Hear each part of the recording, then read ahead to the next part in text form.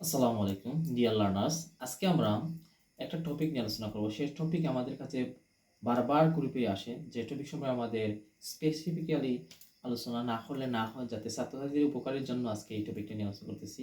আর আজকের টপিকের নাম হচ্ছে বিভাব। আমরা জানি অক্সিলারি ভার্ব কয়েকটি প্রকার হয়: বিভাব, do verb, have verb, modal verb. তাদের মধ্যে একটি হচ্ছে কি বিভাব। আসলে বিভাগ কয়টি? বিভাগ হচ্ছে 8টি। দেখা যাক এবার 8টি বিভাগ কি কি। আমরা প্রথমত লক্ষ্য করি, যদি 8টির মধ্যে প্রথম তিনটি হচ্ছে এম, ইজ, আর। এই এম, ইজ, আর তিনটি হচ্ছে প্রেজেন্ট ফর্ম। এই তিনটি আমরা প্রেজেন্ট টেন্সে ব্যবহৃত করতে হয়। আর পরে আরো দুইটি হচ্ছে কি ওয়াজ এ, ওয়ার। এই দুইটা হচ্ছে ফার্স্ট টেন্সে, অতীতকালে এটা ব্যবহৃত হয়। 3 নম্বর হচ্ছে বি। এটা হচ্ছে বেস ফর্ম, এটা হচ্ছে মূল ফর্ম, যেটা আমরা টেন্সে ব্যবহার করি আমরা বর্তমান কালে। তারপর কি হচ্ছে বিং, যেটা প্রেজেন্ট পার্টিসিপল ফর্ম আমরা ইউজ করে থাকি।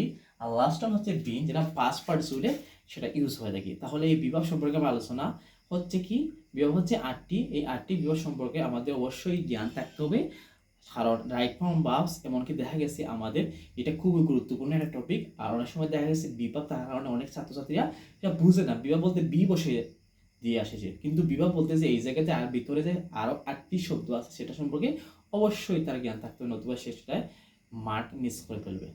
আজকে এই হচ্ছে বিভাগ সম্পর্কে আলোচনা।